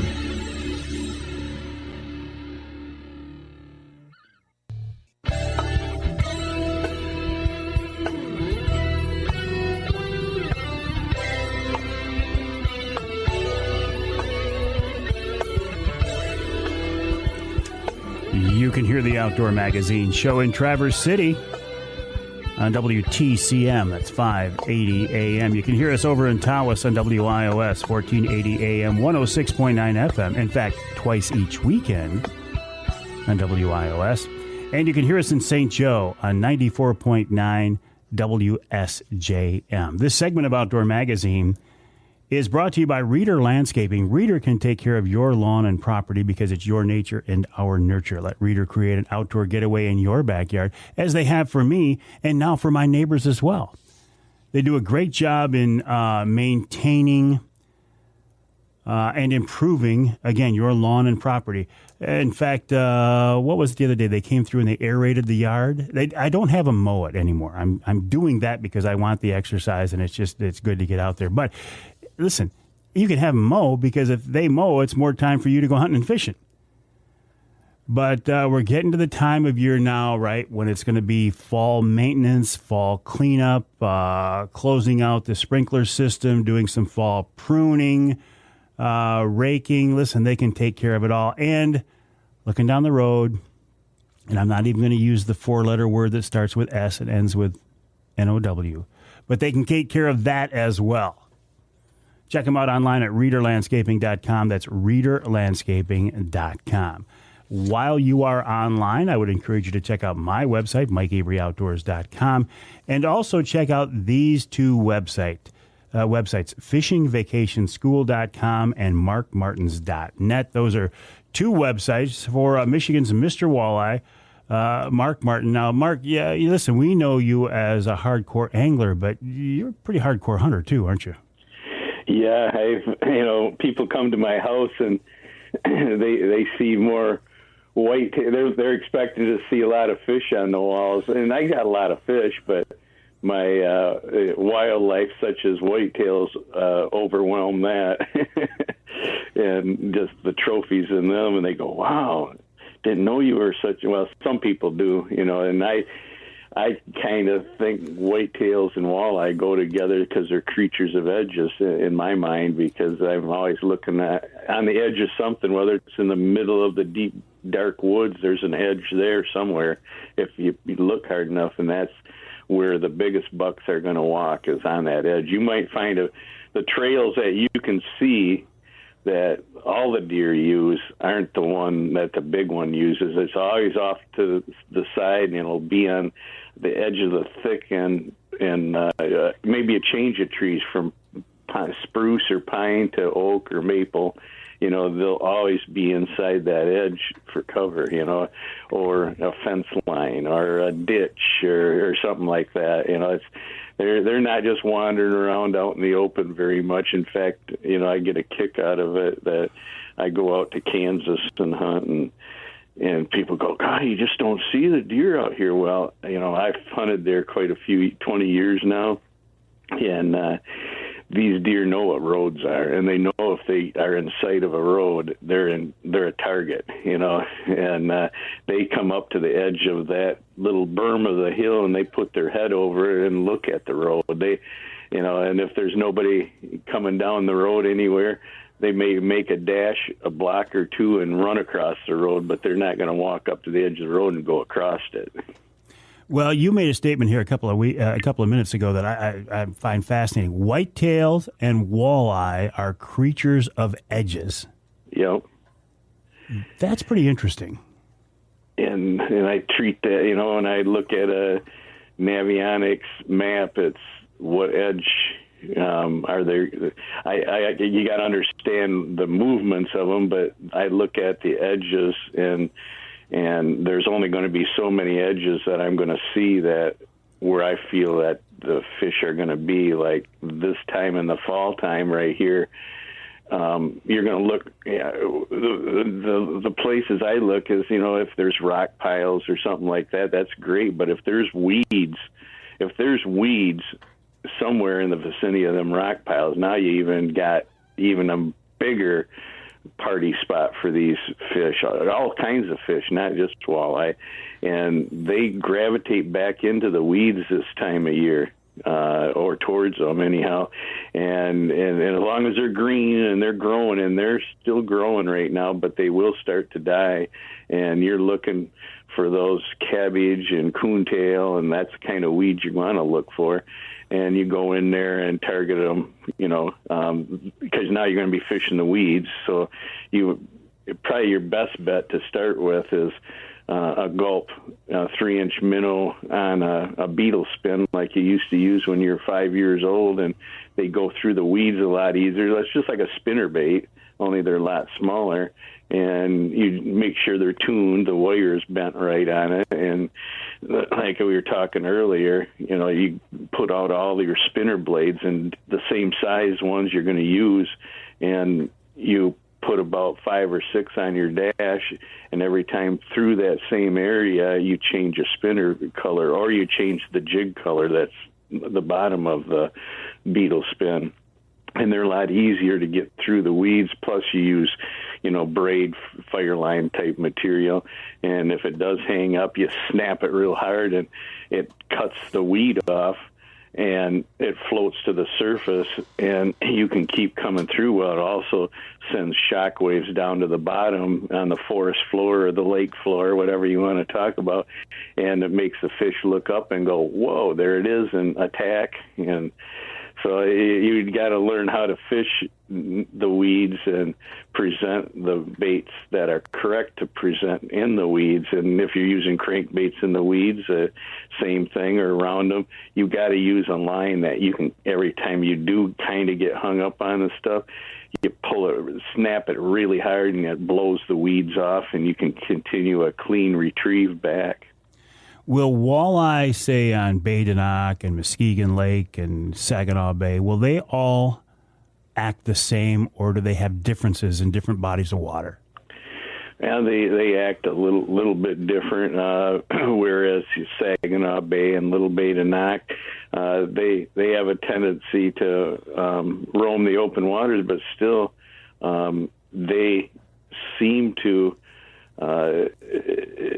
be on these, even though there's, in Saginaw especially, there's the contour lines are minimal, where Badenoch has bigger contour lines, and they got reefs out there. And now Saginaw's got a few man-made reefs, and they got some old sailboat buoys with a lot of rocks that are now covered with zebra mussel.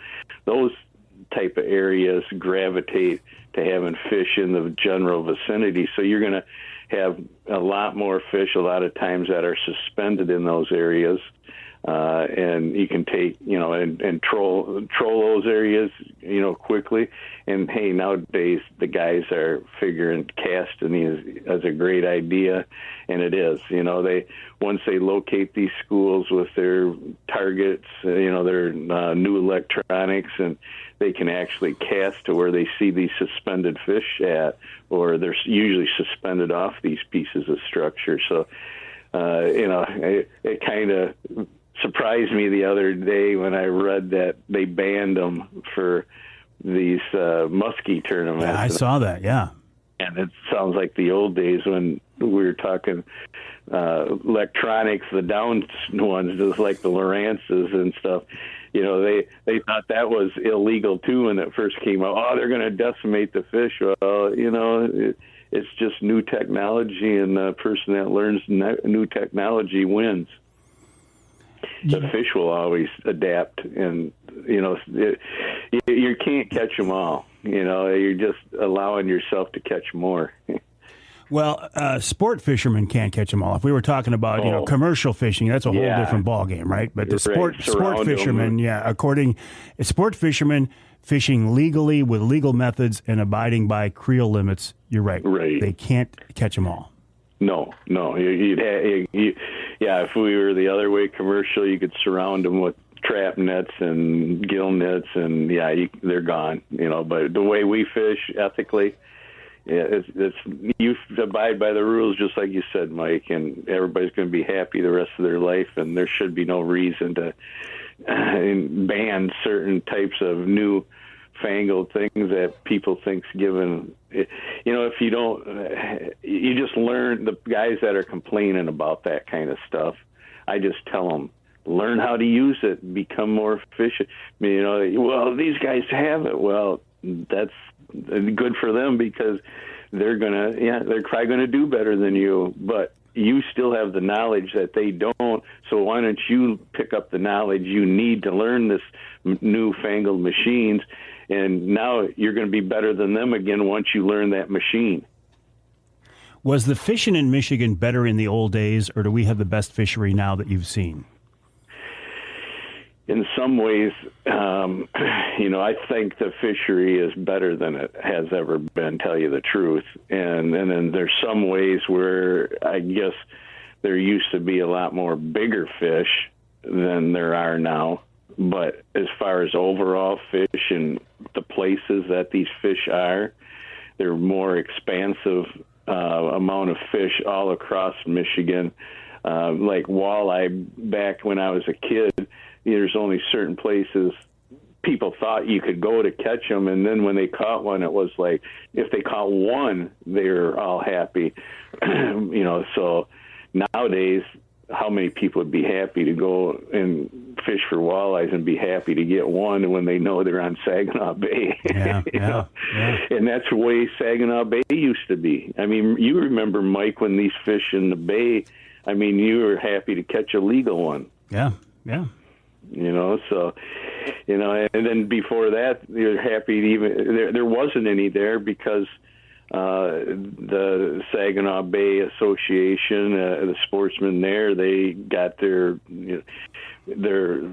fry and lard to start this whole thing. There's probably always walleye there, but they're so down in numbers that it's like finding a needle in a haystack. So they got eggs from Muskegon Lake when they shocked them. we took your eggs.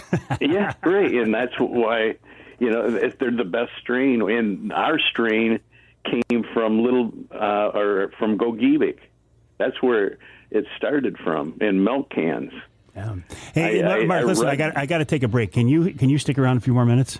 Yeah. Oh, yeah, I can. All right, then we'll offer him the coveted third segment, and he's already accepted. I don't think we haven't done that for a while.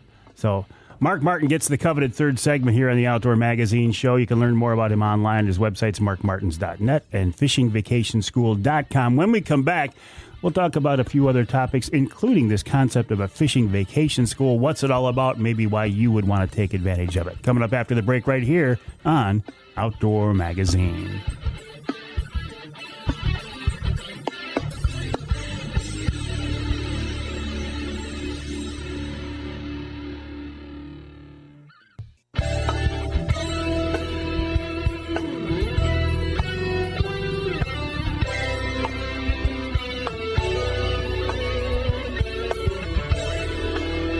You can hear the Outdoor Magazine Show in Ludington on News 97.98, 98.7 WLDN. You can hear us just down the road in Manistee, WMLQ 97.7 FM. And you can hear us over on the other side of the state in Saginaw, WSGW AM and FM, 790 AM, 100.5 FM. I'm in the studios of WSGW right now, but for this 3 hours, this one small corner of the building, we're calling it the Outdoor Magazine Studio. And I have a logo behind me to prove it, too. If you don't believe me, it's almost semi-official. The rest of the time, the other, 1,000 hours of the week, this studio belongs to Pat Johnston. He just loans it out to me. Pat's in here with me helping out on this week's show. Pat doing a wonderful job, as always. I always appreciate that. This segment of Outdoor Magazine brought to you by Brenton USA Hunting Rifles, AR style. Highly accurate, tough, and dependable hunting rifles that could change the way you hunt and certainly change the way you look at AR-style rifles. They're made in Lansing, just down the road from the governor's office, which I think is hilarious. Check them out online at BrentonUSA.com. That's BrentonUSA.com. This weekend, I am out for the youth hunt with my grandson, Carter, and he is using my Brenton 350 Legend. And in a couple of weeks, I will use that same rifle to be bear hunting in the UP. Check them out online at BrentonUSA.com. That's BrentonUSA.com. Talking now with Michigan's Mr. Walleye, Mark Martin. Check him out online at markmartins.net and fishingvacationschool.com. Before I get to the vacation school, Mark, I have to ask you, this, everybody that's out right now chasing big king salmon. Are you a salmon fisherman at all?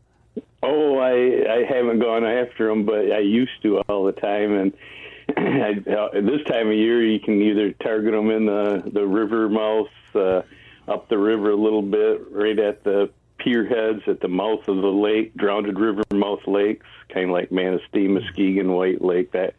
Them are the kind of like Pier Marquette. Mm-hmm. That's where you want to target them right now if you're going to jig or troll. But jigging seems to be a lot more effective. I used to do it all the time from 1966 when they first kind of came back and everybody went wild and piled up their boats on the beach at the Platte River because of a big storm come in because everybody had 14 and 16 foot boats they thought were big enough to go out. Yep. I remember my first salmon in 1966 or 67 off Manistee. And what we used, anyway, that's a topic for a whole nother show. Hey, listen, we could keep going. We could do another 3 hours just talking about stuff like that, for sure. I do want to talk about the Fishing Vacation School. This is an interesting concept. You've been doing it for several years now. When is the next one? Do you do a fall, or are we waiting for ice fishing now? We're waiting for ice fishing now, and I'm working with the communities again. I have Houghton Lake already taken care of. We have the dates settled in, so I'm waiting to get the other two spots, which will be Mullet Lake and Saginaw Bay. It's pretty much a done deal, too. Once they're all in, then I'll advertise it. But, people can always, want to be come first serve always, is better. So if anybody's interested in any of those spots, they probably should email me and say, hey, when you get it finalized, call me immediately before you put it online because it's getting so popular now because you only take 25 people and you're getting educated by the best of the best, not just me, the other phenomenal pros that live in Michigan that really want to teach you how to catch fish and give you the insight that you can go anywhere after the school. You can go anywhere you want to and apply the principles of what you just learned, and you're going to come out ahead. And this will be the 34th year, 35th year of the school because it started back over in Minnesota that far back. Didn't Gary, your old partner Gary Roach, didn't he the guy who started this whole concept? Yeah, him and Al Linder. Wow. Yeah. This will be a good idea, and it got overwhelming even there for them because they're so busy. They're busy with many more things than that. They just figure, just something to do in the winter, and all of a sudden they said they see how much I enjoyed it and how much I liked it, and says, hey, Mark, we can trust that you can teach what we set out to do, but we don't have time. Do you want to have it? It's yours. Take it wherever you want. So I did, and I'm still going. I'm sure I know Gary. I talk to Gary quite a bit, and I talk to Al once in a while. How's Gary doing? He's got to be getting up there in years now, isn't he? Yeah, he's 80. I had to say my age, so I know how old he is, and he's 85, and he don't miss a beat. Good. He goes fishing pretty much 3-4 times a week at least, and he operates his own boat, and it just amazes me, and I attribute that to fishing. The guy above just doesn't take any days. For as many, every day you go fishing, every hour you go fishing, it's that many more you get on your calendar. Is that how that works? That's how it works. Ah, okay. That's why good we're going to live forever, Mike. I'm going to say, I got a few more years ahead of me yet. That's great. Mark, always a pleasure. I got to let you go. Mark Martin, the website, markmartins.net or fishingvacationschool.com. I did not realize that for every hour you spend hunting or fishing was an extra hour you're going to live. Honey, I can't work today. I got to go hunting. I got to go fishing. It's going to extend my life. That's great. I'm going to use that. We'll take a break here in the Outdoor Magazine Show. A guy who's also going to live a lot more years for every year he spends in the kitchen. That's wild game chef extraordinaire Dixie Dave Minar right here on Outdoor Magazine.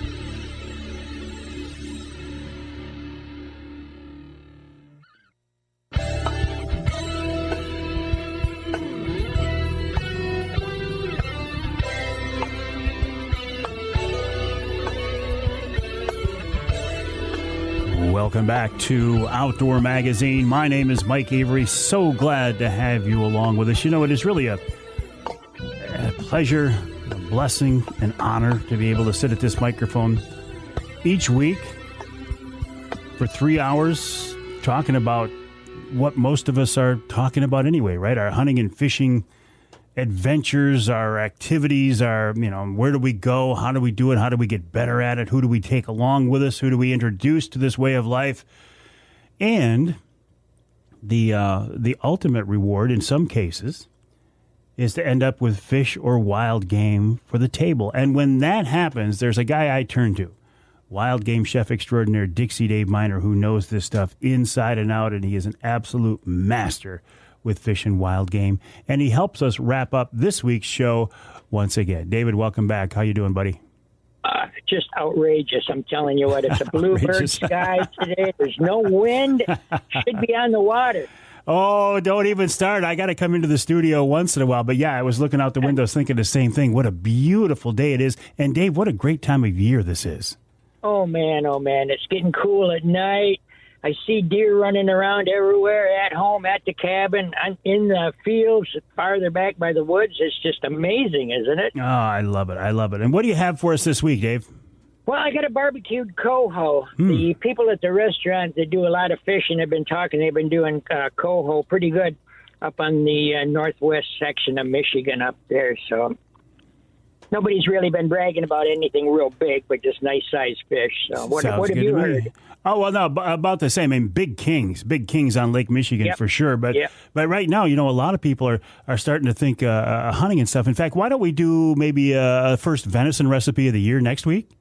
Okay, after the youth hunt and stuff like that. Yeah, that sounds good. Sounds great to me.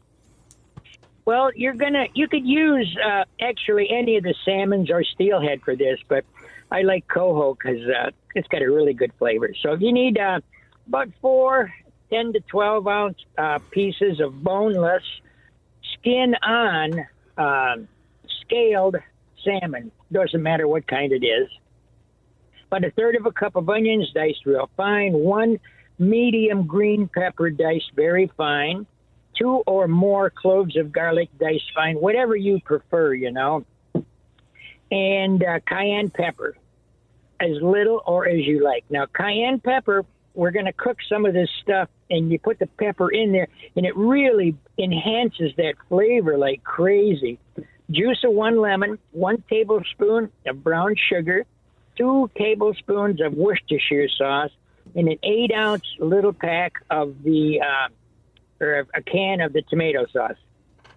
Olive oil to saute with a little bit. So that's the entire ingredients there.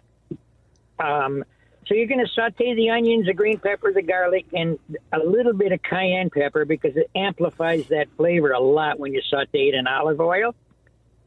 And let's see, you're going to take all the ingredients, and when you're cooking it, it's got a lot of sugar, so you want to stir it quite often. Refrigerate it for a few hours in your refrigerator. Make sure it's pretty cold, okay? Check with what you're going to do. Then soak this overnight in your refrigerator with the fish and the sauce. And you're going to spoon a little bit more on as you're going during the marinating process. So in a medium hot barbecue, skin side down, you're going to baste the fish a little bit once in a while with about a teaspoon of this sauce. And it's not going to take all that long because you've marinated this and it's chemically cooked a lot of the way. So that's going to be a good thing because you won't have to cook it as long and dry it out. So maybe after 10 minutes, check it with a fork. If it's flaky, it's done. You don't want to go any more than that. And you could heat up some of this marinade, and you could use it as a dipping sauce, or you could spoon a little bit on your fish. It's just a killer way to use the salmon, especially the ones coming in the river now and maybe even a little bit later due to the fact that they're as kind of a little stronger. Yeah, maybe. I see what you're saying. Sure. And I'm fascinated by this concept of when you marinate a fish, it chemically cooks it somehow too. Right, because of the acidic properties of lemon juice, Worcestershire, and now there's a really famous Mexican marinated fish called ceviche, and it's really good. And it's chemically cooked basically because you're going to soak it for a considerable amount of time in a really acidic solution, and so that does it a lot. Anything that you're going to marinate, say venison or anything like that, or a steak, a beef steak, if you put oil and something acidic, it tends to break down and make tender the flesh of whatever you're marinating, and so you don't have to cook it as long because it's pretty much chemically cooked, so you can eat it more rare if you like. I love talking with you about this, Dave, because you have so many years of insight and wisdom and knowledge, and you love to share that with us, and I love to wrap up each week's show with you. And I look forward to talking with you again next week, David. Okay, we'll do venison. All right, that sounds good. Hey, listen, I'll call you back in a few minutes. We'll let you go. Wild game chef extraordinaire Dixie Dave Minar, a big part of the Outdoor Magazine show. We forgot to tell you, you can see him in person at Oscar and Joey's. If you want to try his cooking in person, make sure you head down to Oscar and Joey's in Birch Run, Thursday through Saturday, maybe Sunday. Give him a call to check it out. My website, MikeAveryOutdoors.com. My email address, Mike@MikeAveryOutdoors.com. I hope you have a great week in the outdoors. Send me your pictures. Want to see your success stories. Want to see the smiling faces. Want to see the kids from the youth hunt. Mike at MikeAveryOutdoors.com, the best way to get those to me. My name is Mike Avery, and I will talk with you next week right here on Outdoor Magazine.